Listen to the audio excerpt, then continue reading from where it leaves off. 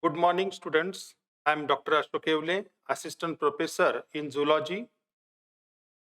I am going to deliver a lecture on vermicomposting technology. In today's presentation, we are going to discuss in detail about what are the different equipments used in vermitechnology. In previous presentation, we have already studied what are the different species used in vermitechnology. Now, in today's presentation, we are going to discuss in detail what are the equipments used in vermitechnology. See, what are the contents of this presentation? First, we will discuss what is vermicompost. Second, what are the vermitechnological equipments used in vermiculture technology? Then, what are the significance or how the vermitechnology is improvement or important for agriculture as well as the society. So these are the component of presentation. Let us we start with what is vermicomposting. See, a very simple vermicomposting is a biotechnological process. In this process, a simple organic material or organic waste convert into vermicompost. In general, the conversion of organic waste into manure or vermicomposting along with soil additives, and that is called as vermiconversion. Why it is called as vermiconversion? Because the main role performed by earthworm convert these organic material into a vermicompost. So vermicompost is always beneficial to the plant growth and development. So vermicompost, it is a eco-friendly use of earthworm to enhance the conversion of crop residue and animal waste to produce valuable product like vermicompost. Generally, what we observe in agricultural field, there are a lot of waste material as well as in our household kitchen waste is also an important source for vermitechnology. In vermicompost, the waste from agriculture as well as waste from the kitchen, it is used as a raw material for vermicompost. So these vermicomposting material get converted into vermicompost by the activity of earthworm. So earthworm is very important component of the environment. Whenever earthworm convert this material into vermicompost, that material is called as black gold because this black gold is used for the growth and development, that is nourishment of plant as well as crop in agriculture. So vermicompost is very important. Second thing, what are the common species of earthworm used in vermitechnology?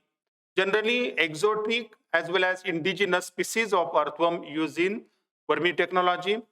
See, African earthworm, that is Euryalus eugeni, it is an exotic breed of earthworm and probably used in vermicomposting unit for making vermicompost. Second species, that is Eisenia fetida, it is commonly called as redworm. So Euryalus eugeni as well as Eisenia fetida, these are the two species, that is exotic species commonly used for vermicomposting unit for converting organic waste into vermicompost. But in general, indigenous species like Perionix excavatus, it is commonly found in India. It is a indigenous species of our country and it is also used for making vermicompost in vermitechnology. So these are the common species of earthworm used in vermitechnology. No doubt there are different species of earthworm available in nature, but these are the three common species used in vermitechnological applications. Then second, what are the requirement of earthworm? See, very simple. when we maintain vermicomposting unit, these are the minimum requirement for growth and development of earthworm in vermi unit. See, first one, a good operatable bedding is required. If we manage a good bedding for earthworm, it will help to make a proper production of vermicompost. Then second, availability of proper food source to the earthworm. See, no doubt, the work is depend on food. Food provide energy for the animal. If you have provide a better food for earthworm, the production of earthworm, that is in the form of vermicompost, it will always obviously in a large quantity. So the proper food source means raw material which first convert into in the form of humus and then it will provide to the earthworm. So it is the basic requirement of earthworm. Then third one, you have to maintain adequate moisture. See, if there is a dry situation, there is no possibility to surviving earthworm in vermicompost.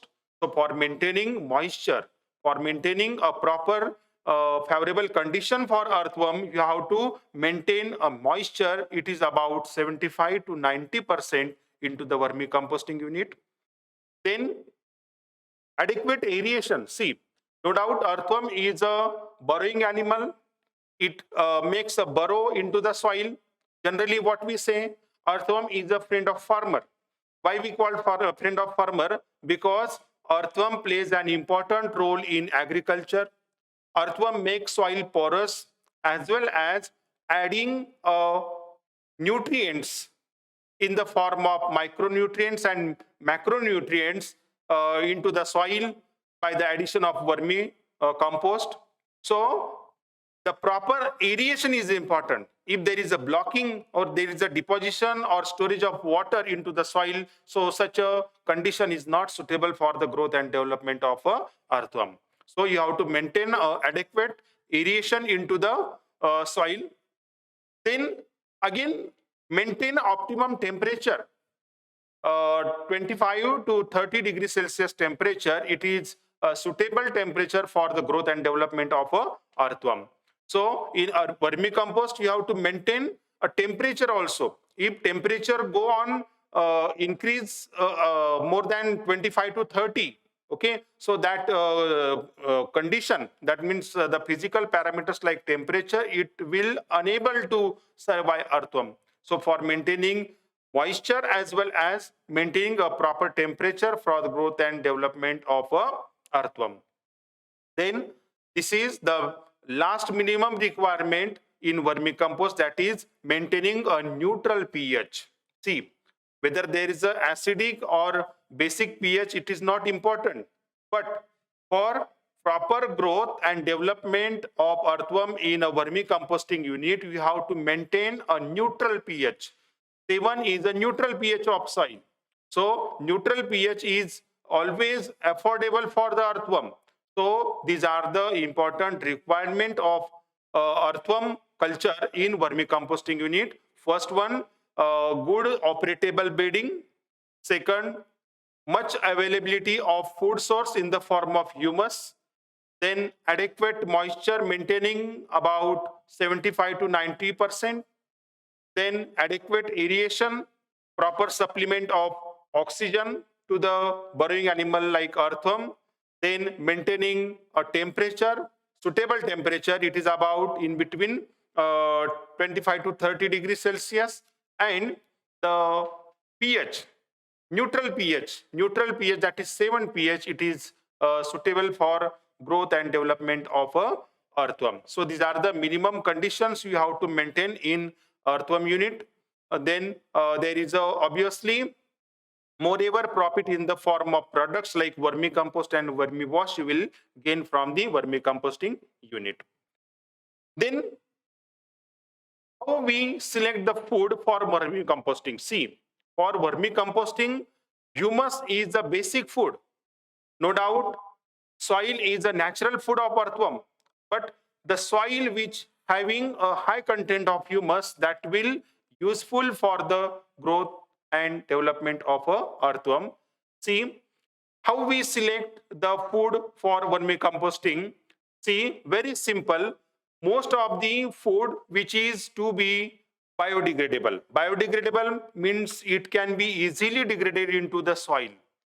See, if it is not degraded, then it is not a part of food. So mostly the organic food or organic material you have to use for making a humus for earthworm, because humus or organic manure or organic waste, it is a biodegradable. It can be easily degraded into soil. So the following are the sources for food for earthworm. See, what are the material we use? See, very simple, organic kitchen waste. For our daily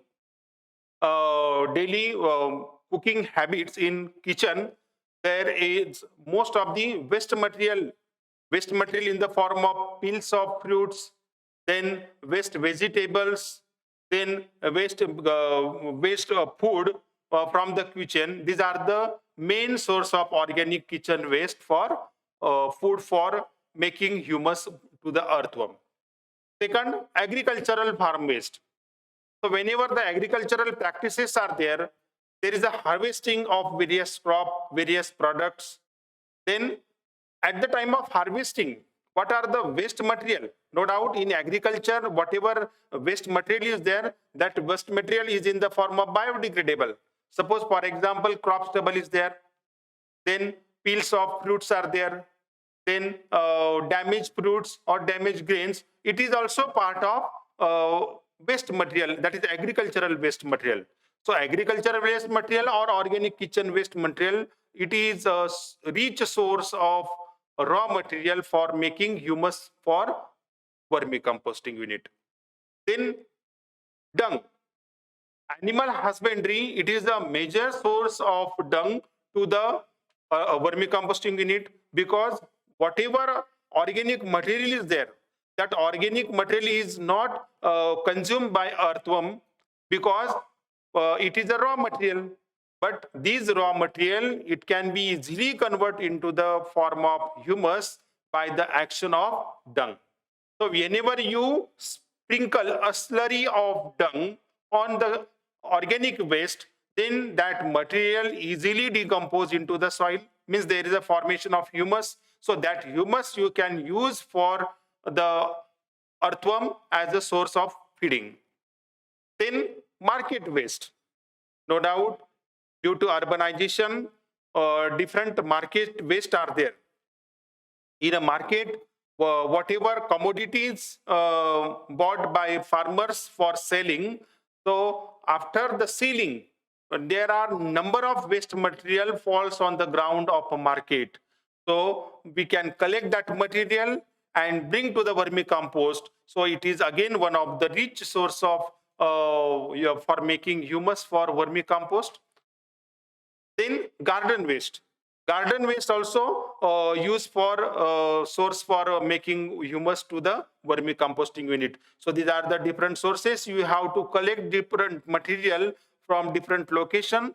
For example, very simple, you have to collect the material from kitchen waste, you have to collect the material from agricultural waste or animal husbandry unit or market waste or garden waste. So these are the waste material, means there is no use of that material for various purposes, but these waste material get converted into useful products like vermicompost and vermiwash by the action of earthworm. So earthworm plays an important role in ecosystem. Then the preparation of vermibed. As I said, the good quality vermibed is important. The preparation of vermibed is started with basal layer. At the bottom of the container, it includes a layer of broken bricks or pebbles at the bottom. See, means when we construct or when we prepare vermibed for vermicompost earthworm, the layer is important. Means we have to manage different layers one another. So first layer, it is always with bricks or pebbles at the bottom. By using bricks or pebbles at the bottom, there is moreover a situation is created into the vermiwash unit. means there is a percolation is takes place. So the first layer is always prepared with brisk and brisk or pebbles at the bottom. Then second, a layer of coarse sand. On the first layer of bricks and or pebbles, you have to give another layer of coarse sand. Then third layer, that is loamy soil. Loamy soil will help for percolation of vermi wash from the vermicomposting unit or vermicomposting bed. So third layer is loamy soil. Then a layer of coconut husk is spread. This coconut husk layer will help to maintain a moisture or will help to maintain a suitable condition for controlling temperature into the vermicomposting unit. Then, what are the different types of vermicompost? See, actually there are two types of vermicompost, that is monoculture vermicompost and polyculture vermicompost. In a monoculture, as the name suggests, single species of earthworm culture, so it is called as monoculture. While poly means many, means more than two species culture in a single unit, then it is called as polyculture. So these are the two important types of vermicompost, that is monoculture and polyculture. In a monoculture, as I said, a single species of earthworm is cultured. But when you cultured a single species, what happened? There is a low content of concentration of macronutrients as well as micronutrient, as well as the growth and biomass of earthworm is less.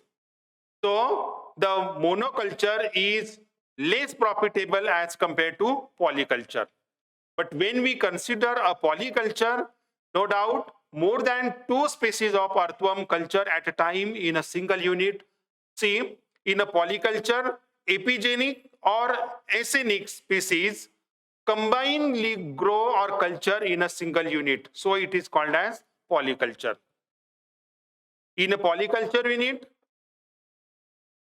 concentration of micronutrients and macronutrients is higher as compared to monoculture, because more than two species, they can elaborate or they can manage or they can release most of the nutrients into the vermicompost. Then growth, biomass and fecundity of earthworm is also higher in polyculture. So as I said, as compared to monoculture, polyculture is always beneficial. Sometimes what happened, the Eudrilus eugeni or Eisenia foetida along with Perionyx excavatus, these are the three common species mostly used or combinedly cultured in a single unit. So it is called as polyculture. So monoculture and polyculture, these are the two important types of vermiculture. So always, as I said, polyculture is most profitable and most useful method in our country as well as abroad.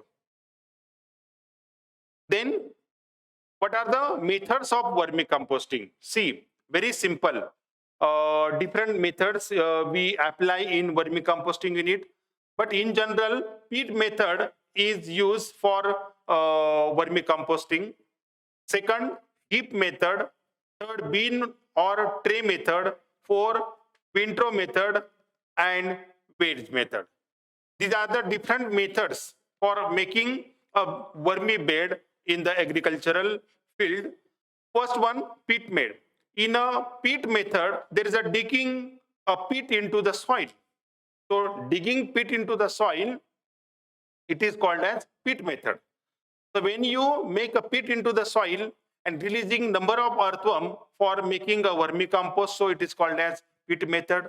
Second, heap method, it is construct or prepare on the surface of the soil. Here, the whatever waste material is there, that waste material deposit on the surface of a soil, so it is called as heap method. Means you have to manage a heap on the bed, so called as heap method of vermicomposting. And third one, bin or tray method. As far as urbanization is there, whatever waste material is there, that waste material is in a small quantity, then bin or tray method is useful for making vermicompost. Then windrow method or wedge method, these are the large scale vermicomposting vermibed methods, and it is useful for vermicompost. Then see, this slide showing ideal picture of vermicomposting unit. So whatever minimum condition required for vermicomposting, we can see in the image in a slide. See, proper, there is a shading. That is why there is no chance to increase temperature into the vermicompost, as well as the periphery of the vermicomposting, there is a greenery, means there is a growing crops, different crops, as well as making a bed in a parallel condition, so you can easily walk in between the two layers or two beds of a vermicompost. So in this way, proper ventilation, proper temperature, proper pH, you have to manage into the vermicomposting unit. So this picture is an ideal picture of vermicomposting unit, which giving a profitable income of vermicompost. Now we turn to second topic, that is what are the equipments used in vermicomposting. See, in a previous slide, we have already seen the ideal project of vermicompost. In this slide, we can see artificial vermibed. This is a polythene bag vermibed you can use for making a vermibed. In this polythene bag, there is a structure like a pit. So this pit like polythene bag structure you can manage for making vermicompost. Nowadays, due to urbanization, there is a many problems to construct vermicomposting unit beside the house or beside the society. So these are good good what we can say good chance for convert the organic waste into the vermicompost, because in cities there is no vermicompost available for giving watering plants.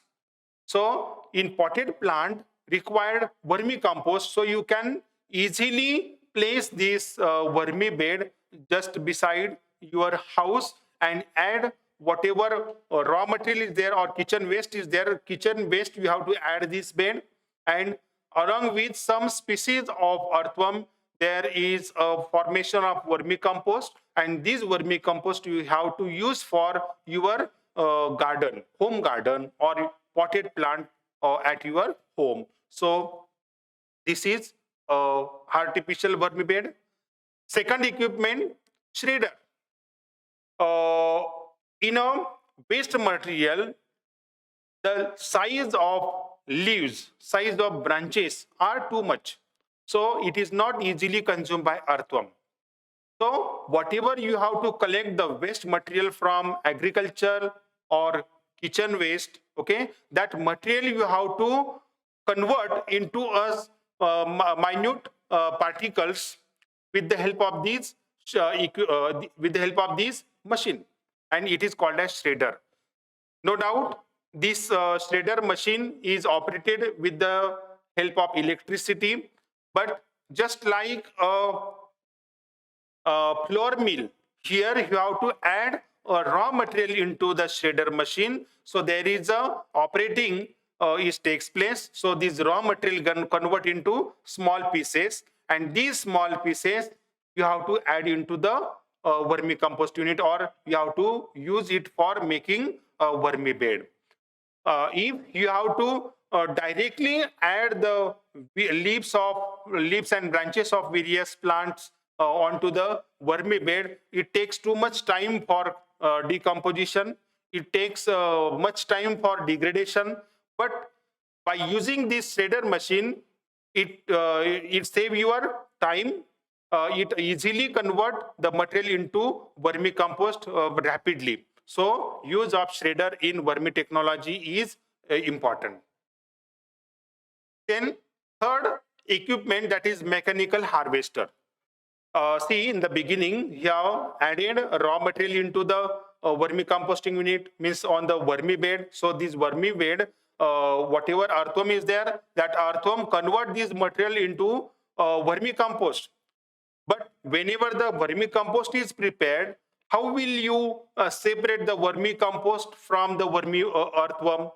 Then this is equipment you have to use for a separation of earthworm and vermicompost. See, it is called as mechanical harvester. It is a very simple equipments. In these equipments, cylinder is rotated by a small electrical motor which is fitted on one end of the cylinder. Then second, feeding material with worm is added to the upper and rotating device. Then cylinder rotates, the casting falls through the screen into the wheelbarrow. So the mechanical device used to collect only large scale compost. So these material, that is the ready material of vermicompost, you can separate it from the earthworm by using this device. So means without damaging to the earthworm, you can separate the vermicompost from the earthworm. But in traditional method, what happened? If you want to separate this vermicompost from earthworm, so there is moreover damage provided to the earthworm. So it is a very simple and affordable method to separate the vermicompost from the earthworm. Then fourth equipment, that is the collection of vermiwash. See, in a vermi technology, two important products which we'll get. First, that is vermicompost, and second, that is vermiwash. So for collecting vermiwash, see, vermiwash is a liquid form of nutrient material which we collect from the earthworm.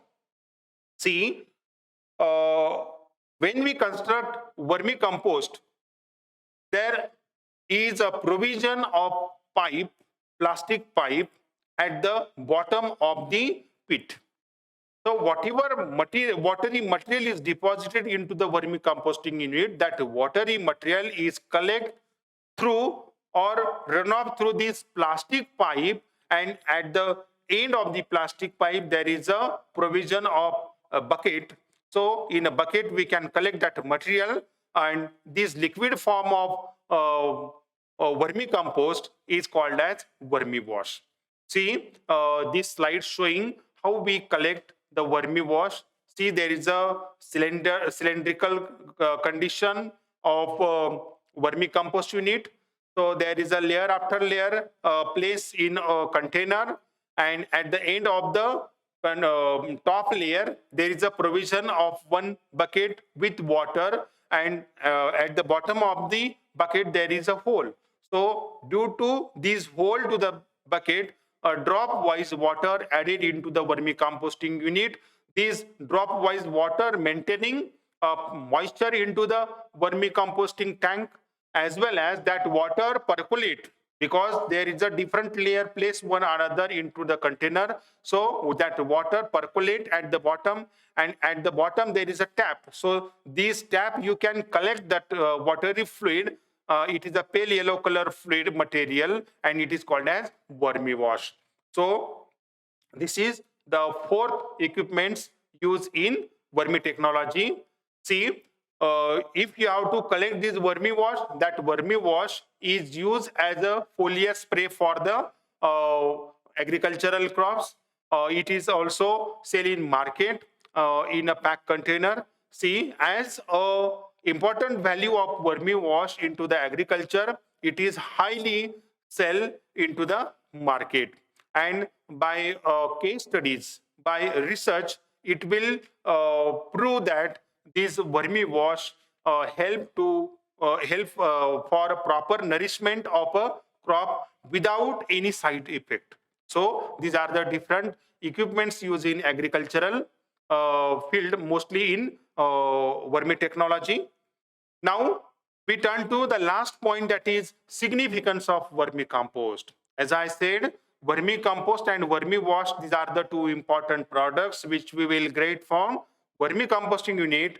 See, these vermicompost having a high content of micronutrients as well as macronutrients. See, the macronutrients like organic carbon, nitrogen, phosphorus, potassium, sulfur, calcium, and magnesium along with iron. These are the macronutrients which are present in vermicompost. By case study, it will prove that the content or proportion or percentage of these macronutrients present into the vermicompost. Along with macronutrients, the micronutrients are also present into the vermicompost. What are the micronutrients? See, manganese, then zinc, copper, boron, and molybdenum.